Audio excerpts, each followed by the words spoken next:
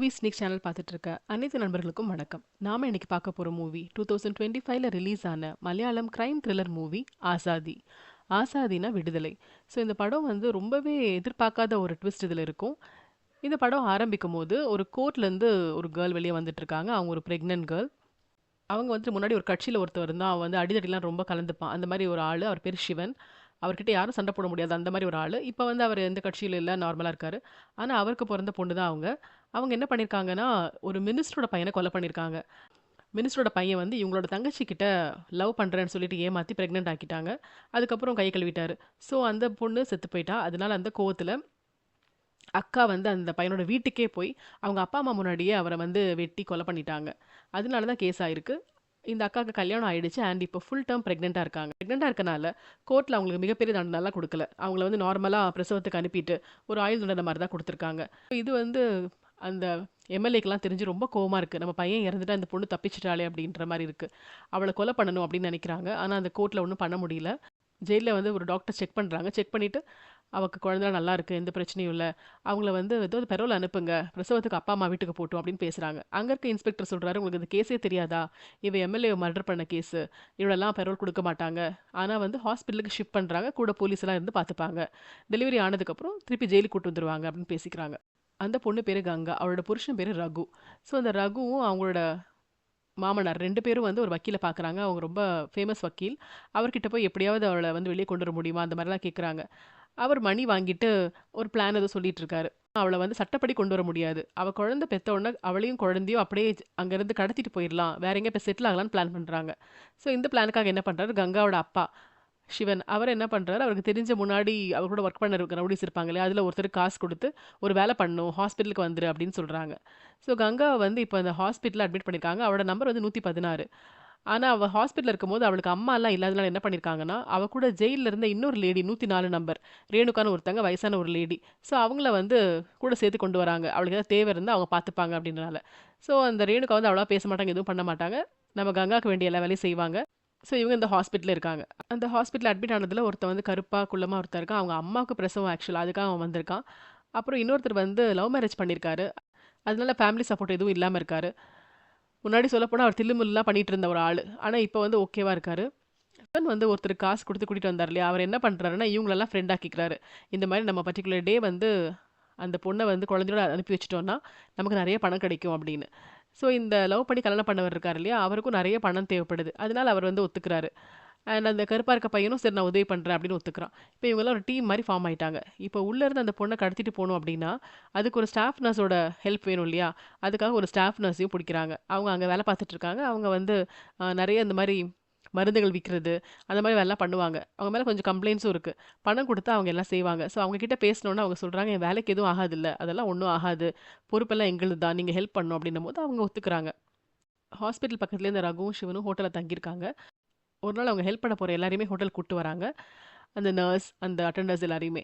அப்ப அவர் என்ன பண்றாரு, ரகு வந்து ஒரு பெரிய மேப் மாரியே போட்டு வச்சிருக்காரு. இந்த போலீஸ்லாம் போடுற மாரி. அந்த ஹாஸ்பிட்டலோட ப்ளூ பிரிண்ட், எங்க போனா எப்படி எஸ்கேப் ஆக முடியும், எங்க எந்தெந்த செக்யூரிட்டி இருப்பாங்க, போலீஸ் எங்க இருப்பாங்க, எல்லாத்தையும் வரைஞ்சு வச்சிருக்காரு. இத பார்த்து எல்லாம் ஆச்சரியமாகுறாங்க. ஸோ வந்து குழந்தை வந்து இன்னும் 1 வீக்ல பொறந்துரும். அப்படி பொறந்துச்சுன்னா, குழந்தை பொறந்த உடனே அன்னைக்கு நைட் 12 மணிக்கு அம்மாவையும், குழந்தையும் நம்ம வந்து ஷிஃப்ட் பண்ணணும். எப்படியாவது கீழ கொண்டு வந்துட்டீங்கன்னா, நான் வந்து வேன் வச்சிருப்பேன். அதில கூட்டிட்டு போயிருவேன் அப்படின்னு சொல்றாங்க. ஸோ இவங்க சொல்றாங்க கவர்மெண்ட் ஹாஸ்பிட்டல் எப்பவுமே பிஸியா இருக்கும். அது வேற இது போலீஸ் கேஸ் வேற. போலீஸ் எப்பவுமே கூட இருப்பாங்க. எப்படி நம்ம எஸ்கேப் ஆகுறதுன்னு. அதுதான் நம்ம எப்படியாவது செய்யணும். இந்த பிளான் சக்சஸ் ஆகுறதுக்கு 99% சான்ஸே இல்ல. 1% தான் இருக்கு. அந்த 1% நம்ம பண்ணணும் அப்படின்னு பேசுறாங்க. அப்போ ஒருத்தர் சொல்றாரு, ஆனாலும் உங்க பொண்ணு வந்து மினிஸ்டர் பையன கொலை பண்ணது தான் ரொம்ப ஓவர்ன்னு. அப்ப அந்த அப்பா சொல்றாரு, அவ தங்கச்சிக்கு நடந்த கொடுமைய நினைச்சு அப்படி பண்ணிட்டா. ஆக்சுவலா நான் பண்ணியிருக்கணும். என் குழந்தை பாவம் அப்படின்னு சொல்லிட்டு அழுறாரு. அப்போ ஒரு பையன் டவுட் கேட்குறான். நார்மல் டெலிவரியா இருந்தா கூட உடனே நடக்க முடியாது. சிசேரியன் ஆயிடுச்சுன்னா, 1 வாரம் நடக்க முடியாதே! அவங்களுக்கு அப்படியாவது ஆச்சுன்னா நம்ம என்ன பண்றது? அப்படின்னு. அதே மாரி குழந்தைக்கு உடம்பு சரியில்ல, என்ஐசியூல வைக்கணும்னா என்ன பண்றதுன்னு டவுட் கேட்குறான். மத்தவங்க சொல்றாங்க, "இதெல்லாம் கரெக்ட்டு தான் பார்த்துக்கலாம். அவளுக்கு வந்து செக் பண்ணி பார்த்தால எல்லாமே நார்மலா இருக்கு. நார்மல் டெலிவரி தான் நடக்கும். நடந்துச்சுன்னா ஸ்ட்ரெச்சர் மட்டும் தேவைப்படும். அத வச்சு அவள கொண்டு வந்துரணும்." அப்படின்னு பேசிக்கிறாங்க. மணி நெறைய குடுக்குறோம் அப்படின்னு சொல்றாங்க. எந்த பிரச்சனை வந்தாலும் நாங்க தான் பொறுப்பேத்துப்போம் அப்படின்னு அந்த ரகுவும், அவங்க அப்பாவும் அஷ்யூரன்ஸ் குடுக்குறாங்க. அந்த பொண்ணு கங்காவோட அப்பா சிவன் இருக்கார்ல, அவர் எப்பவும் ஆட்டோக்காரன் கூட தான் வருவாரு. அவங்க என்ன பண்றாங்கன்னா, போலீஸ் கிட்ட போய் அவள பார்க்கணும்னு கேட்குறாங்க. ஆனா போலீஸ் அவங்கள அலோ பண்ண மாட்டேங்கிறாங்க. அதனால வந்துட்டு அவருக்கு ரொம்ப கஷ்டமா இருக்கு. பொண்ணுகிட்ட பேசணும்னு ஆசைப்படுறாரு. ஸ்நாக்ஸ் வாங்கி குடுக்குறாரு. அதையும் வந்து போலீஸ் உள்ள அலோ பண்ண மாட்டேங்கிறாங்க. காசு குடுத்தா கொண்டு போய் குடுக்குறாங்க. அதுக்கப்புறம் என்ன ஆகுது, அவங்க நர்ஸ் கிட்ட ஃபோன் குடுத்து எப்படியாவது அவட்ட குடுங்க. நாங்க வீடியோ கால் பேசணுன்றாங்க. இந்த பொண்ணு வந்து என்னன்னா, அவ ஊம வேற, பேசவும் மாட்டா. ஸோ இவங்க என்ன பண்றாங்க, அந்த பொண்ணுக்கு நைஸா வந்து ஃபோன குடுக்குறாங்க. அவளுக்கு ஸ்கேன் பண்ண டைம்ல செக் பண்ற மாரி குடுக்குறாங்க. பாத்ரூம்ல இருக்கா அப்படி சொல்லிடுறாங்க. அது உள்ள போய் வீடியோ கால் பண்ணும்போது அவ ஹஸ்பண்டும் பேசுறான், அவங்க அப்பாவும் பேசுறாங்க. அவகிட்ட சொல்றாங்க அந்த நர்ஸ், "நான் உனக்கு எப்பவுமே ஹெல்ப் பண்ணுவேன். உனக்கு என்ன வேணாலும் நீ என்ட்ட கேட்கலாம்" அப்படின்னு சொல்றாங்க. இந்த பொண்ணு கூட எப்பவுமே ஒரு ஓல்ட் லேடி ரேணுகா இருக்காங்க இல்லையா? ஸோ நம்ம அவங்கள கைக்குள்ள போட்டா எப்படி? இந்த வேலை இன்னும் ஈஸியா நடக்கும்ல. அப்ப அவங்க அவள கொண்டு வந்து விட்டுருவாங்க. எல்லாமே உதவியா இருக்கும்ல. அவ தான் 24 ஹவர்ஸ் கூட இருக்கா அப்படின்னு சொல்றாங்க. அதையும் எப்படியாவது ரெடி பண்ணிட்டா நெறைய காசு அந்த லேடிக்கு குடுக்கலாம் அப்படின்னு பேசிக்கிறாங்க. அப்ப அந்த டீம்ல இருக்கார்ல ஒருத்தர், அவர் என்ன பண்ணாரு, அடுத்த நாள் அந்த லேடீஸ் எல்லாம் துணி துவச்சு காய போட்டுட்டு இருக்காங்க. அங்க நைஸா பக்கத்துல போய் பேசுறாரு. நம்ம இவங்கள வந்து எப்படியாவது டீமுக்குள்ள கொண்டு வந்துட்டா நமக்கு காசு கிடைக்கும்னு சொல்லிட்டு பேசுறாங்க. நாங்க ஒரு பிளான் பண்ணியிருக்கோம். உங்க கூட இருக்க அந்த கங்காவ குழந்தை பொறந்தோனே கூட்டு வரலான்ட்டு இருக்கோம். நீங்க ஏதாவது ஹெல்ப் பண்ணீங்கன்னா அப்படியே கடத்திட்டு போக எங்களுக்கு வசதியா இருக்கும். அவங்க ஹஸ்பண்ட் கூட சேர்ந்து அவங்க சந்தோஷமா வாழ்வாங்க. ப்ளீஸ் ஹெல்ப் பண்ணுங்கன்னு பேசுறாரு.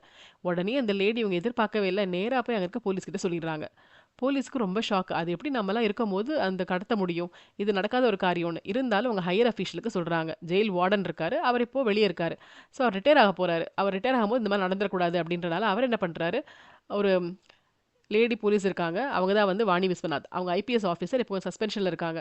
அவங்கள கூப்ட்டுருக்காங்க அன்அஃபிஷியலா. இது மாரி ஒரு பேச்சு நடக்குது அப்படின்னு. அப்ப அவங்களுக்கு சிரிப்பு வருது. அது எப்படி? போலீஸ் எல்லாம் இருக்காங்க. ஒரு முக்கியமான ஹை ப்ரொஃபைல் கேஸ்ல உள்ள ஒரு பொண்ணு, குழந்தை பொறந்தவுடனே கடத்திட்டு போவாங்களா? இது நடக்காத ஒரு காரியம். இது நீங்க ரொம்ப பயப்படவே வேண்டாம் சார். இருந்தாலும் நான் உங்களுக்காக விசாரிக்கிறேன். இதுக்கு முன்னாடி என்ன ஆயிருக்கும்னா, அந்த கங்காவோட அப்பா இருக்காரு இல்லையா? அவர் வந்து பொண்ணுக்கு ஸ்நாக்ஸ்லாம் குடுப்பாங்க. எதுவும் உள்ள குடுத்துருக்க மாட்டாங்க. அப்ப அந்த சிஸ்டர் கிட்ட வந்து ஒரு தேன் மிட்டாய் இருக்கும். இது மட்டுமாவது குடுங்க. அவ வயித்துல குழந்தை இருக்கு. அவளுக்கு எவ்வளோ ஆசை இருக்குன்னு குடுப்பாரு. இவ போய் என்ன பண்ணுவா? குடுத்துருப்பா. உங்க அப்பா ரொம்ப ஆசைப்பட்டு குடுத்தாருன்னு. அப்ப அந்த ரேணுகா இருக்காங்க இல்லையா? அவங்க வந்து பாப்பாங்க. பாக்கும்போது இவங்க என்ன சொல்லுவாங்க, "எனக்கு பர்த்டே. அதான் இத குடுத்தேன். நீங்களும் சாப்பிடுங்கன்னு" சொல்லிட்டு போயிருப்பாங்க. இப்ப என்ன ஆகுதுன்னா, அந்த ஹாஸ்பிட்டலுக்கு வாணி வராங்க. அவங்க அந்த ரேணுகா கிட்ட பேசுறாங்க. ரேணுகா எல்லாத்தையும் அப்படியே நடந்தது நடந்த மாரி சொல்றாங்க. உள்ள இருந்து பார்க்குற கங்காக்கு, அந்த நர்ஸ்க்குலாம் ரொம்ப கஷ்டமா இருக்கு. அதுக்கப்புறம் அவங்க நேரா வந்து கங்கா கிட்ட பேசுறாங்க. உங்களுக்கு இப்ப டெலிவரி ஆக போகுது. நல்லா இருக்கீங்களா?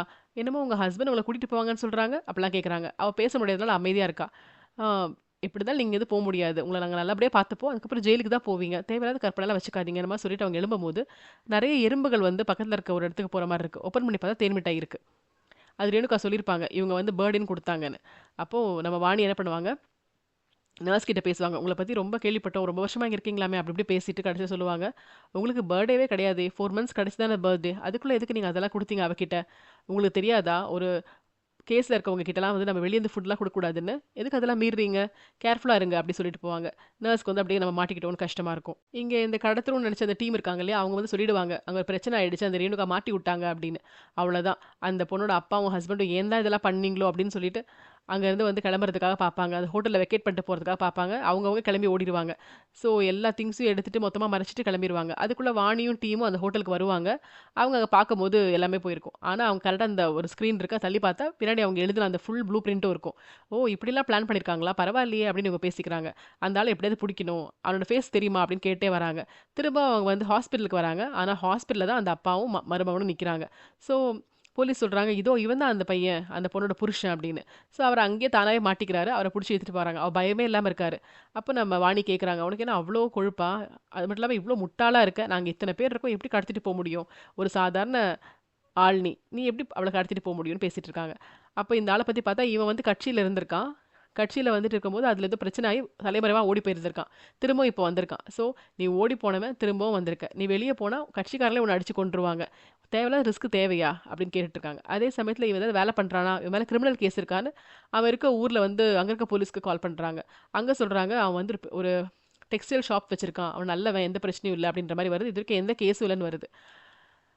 ஸோ அந்த போலீஸ்ட்ட பேசினோனே, நம்ம வாணி ஓகே ஆயிடுறாங்க. அவங்க சொல்றாங்க, "ஒரு சாதாரண குடும்பத்து பையன். அவன் வந்து ஒய்ஃப் மேல பாசத்துல லூஸ் மாரி நடந்துகிட்டு இருக்கான்" அப்படின்னு பேசிக்கிறாங்க.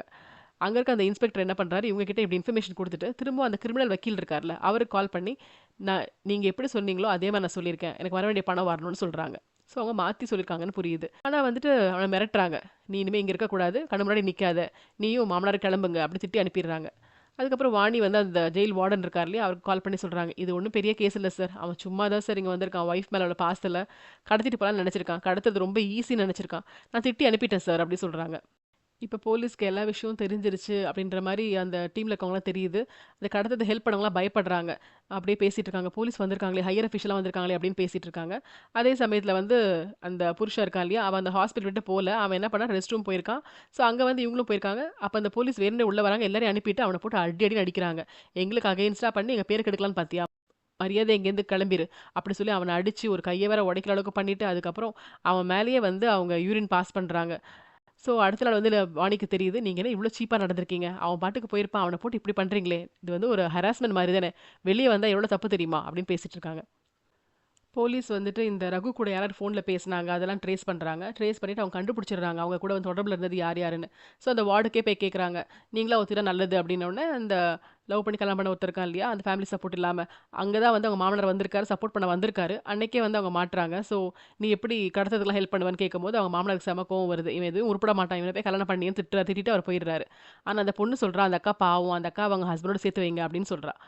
ஸோ இவங்கலாம் வந்து ஃபர்ஸ்ட்டு இந்த டீம்ல இருக்கக்கூடாது. நாங்க வெளிய போயிர்றோம்னு சொல்லியிருப்பாங்க. ஆனா இப்ப மனசு மாறி திரும்பவும் ஒண்ணு சேர்றாங்க. அந்த வக்கீல் கிட்ட வந்து ரகு பேசுறாரு. பேசிட்டு அவர் வந்து அந்த பிளான வந்து சொல்றாரு. நமக்கு வந்து எல்லா விஷயமும் போலீஸ்க்கு தெரிஞ்சு அவங்க கண்கொத்தி மாரி பார்த்தாலுமே, நம்ம அன்னைக்கு அவள கண்டிப்பா கடத்தணும். அவங்க நெனைப்பாங்க நம்ம ரொம்ப கேர்ஃபுல்லா இருக்கோம். அதனால இவங்க ட்ரை பண்ண மாட்டாங்கன்னு. நம்ம ட்ரை பண்ணி கடத்துறோம். அந்த பொண்ணு குழந்தை பொறந்த உடனேயே நம்ம கூட்டிட்டு போறோம் அப்படின்னு பிளான் பண்றாங்க. அந்த மருமகன கொலை பண்றதுக்காக வேற ஆப்போசிட் கட்சிக்காரங்க வந்து ரொம்ப இதா இருக்காங்க. அதாவது அந்த பொண்ணையும் கொலை பண்ணணும், அவளோட புருஷனையும் கொலை பண்ணணும் அப்படின்னு முடிவு பண்றாங்க. அந்த பொண்ணுக்கு டெலிவரி ஆகும்போது எப்படி எல்லாத்தையும் கொலை பண்ணணும்னு சொல்லி அது ஒரு டீம் வந்து அந்த ஹாஸ்பிட்டலுக்கு வந்திருக்கு. அதே சமயத்துல வாணி அண்ட் குரூப் என்ன பண்றாங்க, இவங்க எப்படிதான் கடத்துறாங்க பார்ப்போம்ன்னு இருக்காங்க. குழந்தை பொறந்துருது. அந்த குழந்தையோட காட்ட விட மாட்டேங்கிறாங்க. அண்ட் அந்த பொண்ண படுக்க வச்சு அவளோட கைய வந்து அந்த கட்டில்லயே கட்டி போட்டுர்றாங்க. ஸோ அந்த கங்காவால இறங்கி கூட ஓட முடியாது. உனக்கு ஏதாவது தேவைன்னா கூப்பிடு அப்படின்னு சொல்லிடுறாங்க. ஸோ அந்த பொண்ணு குழந்தையோட அங்க இருக்கா. அவங்க அப்பா, அந்த புருஷன் கூட அந்த குழந்தைய இன்னும் பார்க்கல. நீங்க போங்கன்னு தொரத்துறாங்க. அவங்க சொல்றாங்க, "எங்களோட வைஃப் அங்க இருக்கா. நான் இங்க தான் இருப்பேன்." அப்படின்னு அந்த பையன் இருக்கான். இவனுக்கு எவ்வளோ திமிரு அப்படின்னு வாணி நெனச்சிட்டு இருக்கா. இவன் எப்படி கடத்துனான்னு பார்ப்போம் அப்படின்னு தான் எல்லாருமே அங்க இருக்காங்க. ஸோ நைட் ஆகுது. ஒண்ணுமே நடக்கல. வாணிக்கு வந்து ஒரு கால் வருது. "நான் போயிட்டு வரேன். நீங்க பார்த்துக்கங்கன்னு" சொல்லி கிளம்பிடுறாங்க. அந்த நர்ஸ் வந்து உதவி பண்றாங்க. மத்த நர்ஸையும் வார்ட் பாயும் ஒரு ரூம்ல போட்டு மூடிடுறாங்க. அதனால வந்து அந்த வார்ட்ல இருந்த ஹெல்ப் பண்றவங்க உள்ள போயிடுறாங்க. அவளோட கை கட்டப்பட்டிருக்கிறத பார்த்துட்டு ஒருத்தன் வந்து ஒரு ஹேர் பின் எடுத்து ஈஸியா வந்து லாக்க ஓப்பன் பண்ணிடுறான். அவ்வளோதான். அவங்க 2 பேரையும் குழந்தையும் அம்மாவையும் தூக்கி ஸ்ட்ரெச்சர்ல வச்சுட்டு அப்படியே தள்ளிட்டே போறாங்க. யார் கண்லயும் மாட்டாம போய்க்கிட்டே இருக்காங்க. பொண்ணையும் அந்த மருமகனையும் கொலை பண்றதுக்காக ஒரு டீம் வந்திருக்குல்ல எம்எல்ஏவோட ஆளுங்க. அவங்கள வந்து அந்த பொண்ணோட அப்பா சிவன் நல்லா அடி பின்னி எடுத்துடுறாரு. அவங்கலாம் அப்படியே அவ்வளோதான் பொத்துன்னு கீழ விழுந்துடுறாங்க. இந்த பக்கம் கடத்திக்கிட்டே வந்துட்டு இருக்காங்க. இனி கீழ ஃப்ளோருக்கு வரணும். அதுக்குள்ள போலீஸ்க்கு இன்ஃபர்மேஷன் வந்துருது. எல்லாரும் அவங்கள புடிக்கிறதுக்காக ட்ரை பண்றாங்க. இவங்களும் எப்டி எப்டியோ ஓடி பார்க்குறாங்க. ஒண்ணும் முடியல. கீழ வந்து நம்ம ரகு என்ன பண்றாருன்னா, அந்த போலீஸ் இன்ஸ்பெக்டர் அவங்க மேலேயே யூரின்லாம் பாஸ் பண்ணால, அவன போட்டு செம்மையா அடி அடின்னு அடிக்கிறாரு. அடிச்சுட்டு அவங்களோட பிரைவேட் பார்ட்லயே வந்து அடிச்சு அத நாசம் பண்ணிடுறாரு. அதுக்கப்புறம் அவர் என்ன பண்றாரு, வண்டி ரெடியா வச்சிருக்காரு. அண்ட் அந்த ஸ்ட்ரெச்சரும் கீழ வந்துருது. பட் ஸ்ட்ரெச்சர் வந்தாலும், அங்க கரெக்ட்டா வாணி வந்துடுறாங்க. போலீஸ் எல்லாம் வந்து நின்னுடுறாங்க. அப்ப வாணி வந்து சொல்றாங்க, "நீங்க எவ்ளோ ஸ்டூபிடா இருந்தா, நான் இவ்ளோ சொல்லியும் நீங்க கடத்திட்டு போலாம்னு நெனச்சிருப்பீங்க. கடத்திட்டு போகவே முடியாது." சொல்லி திரும்பவும் குழந்தையும், அம்மாவும் கொண்டு போய் வார்ட்லயே இருக்க வச்சுடுறாங்க. இவங்கலாம் ஒண்ணும் பண்ண முடியல. அப்படியே ஓரமா போய் உட்கார வச்சுடுறாங்க. அதுக்கப்புறம் அத வார்டனுக்கு இன்ஃபார்ம் பண்றாங்க. மிஷன் வந்து தோத்து போச்சு. நம்ம தான் வின் பண்ணியிருக்கோம். அவங்க அப்படியே ரொம்ப ட்ரை பண்ணாங்க. ஒண்ணும் முடியல அப்படின்ட்டு. அடுத்த நாள் மார்னிங் வார்டன் வராரு. அவங்க நக்கலா பார்த்து சிரிக்கிறாங்க எல்லாரையும் பார்த்துட்டு. இவங்க ரொம்ப அறிவாளி நெனப்பு. நம்ம இவ்ளோ செக்யூரிட்டி போட்டிருக்கோம். நம்மள தாண்டி போலாம்னு நெனச்சாங்க. நேத்து நைட் அழகா புடிச்சுட்டோம் அப்படின்னு. அப்ப அந்த வக்கீல் வராரு. உடனே வந்து இந்த வக்கீல் தான் இந்த டீமுக்கே தலைவர் போல இருக்கு. துப்புக்கெட்ட வக்கீலு, பெரிய கிரிமினல் லாயரா அப்படின்ற மாரி நக்கலா வந்து நம்ம வாணி சொல்றாங்க. அந்த வார்டனும் சிரிக்கிறாரு. எல்லாருக்கும் இன்ஃபார்மண்டர்ஸ், ரிப்போர்ட்டர்ஸ்லாம் வருவாங்க. இங்க இந்த மாரி ஒரு ஆக்டிவிட்டி நடந்ததுன்னு தெரியும். நீங்க ரிட்டயர் ஆகும்போது எவ்வளோ கெத்தா போறீங்க பாருங்க சார் அப்படின்னு பேசிட்டு இருக்காங்க. அந்த நேரத்துல ஒரு போலீஸ் வராங்க. வந்துட்டு, "மேடம் ஒரு பிரச்சனை நடந்துச்சுன்னு." "என்னாச்சு?" "அது ஒருத்தங்கள காணோம்." அப்படின்னு. "அது எப்படி காணாம போவாங்க? அவ அங்க தான் குழந்தையோட இருப்பான்னு." "அவ இருக்கா மேடம்." "அப்ப யார காணோம்?" "அந்த 104 ரேணுகாவ காணோம். அவங்களுக்கு ஹெல்ப் பண்ணுவாங்கல்ல அந்த லேடி. அவங்க எங்க சுத்திட்டு இருப்பாங்க போய் பாருன்னு." "இல்ல மேடம் அவங்க நைட்ல இருந்தே காணோம். இப்ப தான் நான் கண்டுபிடிச்சேன்." அப்படின்றாங்க. "என்னது காணோமா?" அப்படின்னும்போது வக்கீல் இப்ப நக்கலா சிரிக்கிறாரு. "இப்ப புரியுதா? அவங்க தான் வந்து நாங்க கடத்தணும்னு நெனச்சவங்க. இந்த பொண்ணு கிடையாதுன்னு" சொல்றாரு. இதான் கதையில ட்விஸ்ட். அதாவது ரேணுகா வந்துட்டு நெறைய ஃபோர்ஜரி பண்ணியிருக்காங்க அப்படின்ற கேஸ்ல மாட்டியிருக்காங்க. ஆனா என்னன்னா, அவங்களோட பையன், அதாவது இந்த கங்காவோட புருஷன் சொன்னாங்க இல்லையா? ரகு. கங்காவோட புருஷனே கிடையாது. அவன் வந்துட்டு ரேணுகாவோட பையன். ஸோ அவன் தான் நெறைய ஃபோர்ஜரி கேஸ்லாம் பண்ணியிருக்கான். ஆனா நெறைய ஃபோர்ஜரி கம்பெனி கூட ஆரம்பிச்சிருக்கான். அதெல்லாம் அம்மா பேர்ல ஆரம்பிச்சனால அவங்க அம்மா ஜெயிலுக்கு அரெஸ்ட் ஆயிட்டாங்க. அப்பதான் வக்கீல் சொல்றாரு, "உங்க அம்மா பேர்ல எல்லாம் இருக்கனால மாட்டிக்கிட்டாங்க. நான் அப்பவே இந்த கெட்டதெல்லாம் விட சொன்னேன். உன்னால பாரு உங்க அம்மா ஜெயிலுக்கு போறாங்கன்னு." அப்ப அவன் எப்படியாவது எங்க அம்மாவ வெளிய கொண்டு வரணும் அப்படின்னு ட்ரை பண்ணான். அப்படி ட்ரை பண்ணும்போது நான் எவ்வளோனா பணம் குடுக்குறேன் அப்படின்னு சொல்லியிருந்தான். அதே சமயத்துல இந்த பக்கம் இந்த கங்காவோட புருஷன் இருக்கான் இல்லையா? அவன் வந்து ஒரு பாவப்பட்டவன் தான். அவன கொலை பண்றதுக்கு ஆப்போசிட் கட்சிலாம் ட்ரை பண்ணிட்டு இருக்கு இல்லையா? அந்த இடத்துக்கு கங்காவோட அப்பா சிவன் சொல்றாரு, "என் மாப்பிள பாவம். அவனுக்கு ஏதாவது சேஃப்டி குடுங்க. பயமா இருக்கு" அப்படின்னு பேசும்போது, சரி காப்பாத்தலாம் அப்படின்னு பேசிட்டு இருக்காங்க. அப்பதான் நம்ம வக்கீல் பார்க்குறாரு. அந்த மாப்பிள்ளைக்கு பதிலா இவன மாப்பிள்ளைன்னு சொல்லி உள்ள கொண்டு போனா, இவன் ஆசைப்பட்ட மாரி அவங்க அம்மாவ கூட்டிட்டு போயிரலாம். இந்த டைவர்ஷன்ல வந்து அந்த பையனும் தப்பிச்சு வேற ஏதாவது ஊருக்கு போயிரலாம். ஸோ இங்க வந்து கேஸயே அப்படியே குழப்பி போலீஸ் டைவர்ட் பண்ண வைக்கலாம் அப்படின்ற ஐடியா அந்த கிரிமினல் லாயருக்கு வருது. அப்பதான் அவங்க பிளான் பண்றாங்க. ஸோ இந்த பொண்ண வந்து கடத்தி கொண்டு போறது ஐடியா இல்ல. பொண்ணு குழந்தையோட ஜெயில்ல தான் இருக்கும். அந்த தண்டனை முடிச்சு வெளிய வரதா காத்துட்டு இருக்காங்க. ஆனா இந்த பையன் அவங்க அம்மாவ கூட்டிட்டு போணும். அவங்க வயசான காலத்துல அங்க விடக்கூடாதுன்னு நெனச்சான். ஸோ அதுக்காக தான் இந்த ஹெல்ப்பே. ஆனா பண்ணது எப்படி இருந்துச்சுன்னா, அந்த பொண்ணையும் குழந்தையும் கடத்திட்டு போற மாரி பேசிட்டு இருந்தாங்க. எல்லாரும் அப்படிதான் உண்மைன்னு நம்பிட்டு இருந்தாங்க. ஸோ போலீஸ் டிபார்ட்மெண்ட்டுக்கு வேணும்னே தான் தெரிய வச்சிருக்காங்க. ஏன்னா அவங்க அம்மா வேணும்னே போய் சொல்லிட்டாங்க. அப்படி சொன்னனால போலீஸ் சப்போர்ட் பண்ண மாரியே அவங்க அம்மா இருந்தனால யாருக்குமே சந்தேகம் வரல. ஆக்சுவலா அவங்க அம்மா என்ன கேஸ்ல உள்ள வந்தாங்க கூட யாரும் ஆராய்ச்சி பண்ணவே இல்ல. கடைசியில என்ன ஆச்சு, இவள கடத்த எல்லாம் முயற்சி பண்ணிட்டு இருக்கிற சமயத்துல மாட்டுன மாரி முடிச்சுட்டாங்க. போலீஸ்க்கு ரொம்ப சந்தோஷம் ஆயிடுச்சு. நம்ம தான் வின் பண்ணிட்டோம்னு. அதிலேயே சந்தோஷத்துல அவங்க இருக்கும்போது நைட்டோட நைட்டா இந்த பையன் போய் அவங்க அம்மாவ கூட்டிட்டு போயிட்டான். ஏன்னா இவங்களெல்லாம் புடிச்சவங்க இத அரெஸ்ட்லாம் பண்ணி வைக்கல. ஸோ அவங்க அம்மாவ கூட்டிட்டு போயிட்டான். வாணிக்கு இப்ப செம கோவம் வருது. இப்படி நம்மள முட்டாளாக்கிட்டாங்களே அப்படின்னு. அவன் எங்க போனாலும் நான் புடிப்பேன் அப்படின்னு சொல்றாங்க. அவன் ஆல்ரெடி நெறைய ஃபோர்ஜரி பண்ணனால நெறைய காசு அவன்கிட்ட இருக்கு. ஸோ அவங்க அம்மாவ கூட்டிட்டு ஜாலியா வந்து கடல்ல தப்பிச்சு எங்கேயோ போயிட்டு இருக்கான். வேற கண்ட்ரிக்கு போயிட்டு இருக்கான் அப்படின்ற மாரி முடிக்கிறாங்க. ஸோ இந்த படம் பார்க்கும்போது ஸ்டார்ட்டிங்லேருந்தே நமக்கு தோணும் அது எப்படி போலீஸ்லாம் இருக்கும்போது இவங்க கடத்திட்டு போவாங்க, எங்க போய் வாழ்வாங்கன்னு. ஆனா பார்த்தா அவங்க அந்த கர்ப்பிணி பெண்ண கடத்துறதாவே ஐடியா கிடையாது. அந்த அம்மாவ கடத்த தான் இருக்காங்கன்றது தான் கடைசியில பெரிய ஒரு ஆச்சரியமான ட்விஸ்ட்டா இருக்கும். படம் வந்து பார்க்கறதுக்கு ரொம்ப இன்ட்ரெஸ்டிங்கா இருந்தது. நம்ம எக்ஸ்பெக்ட் பண்ணியிருக்கவே மாட்டோம். போரிங்கே இல்லாம இருந்தது. இதே மாரி இன்ட்ரெஸ்டிங் மூவியோட சீக்கிரம் உங்கள மீட் பண்றேன். அதுவரைக்கும் நன்றி. வணக்கம்.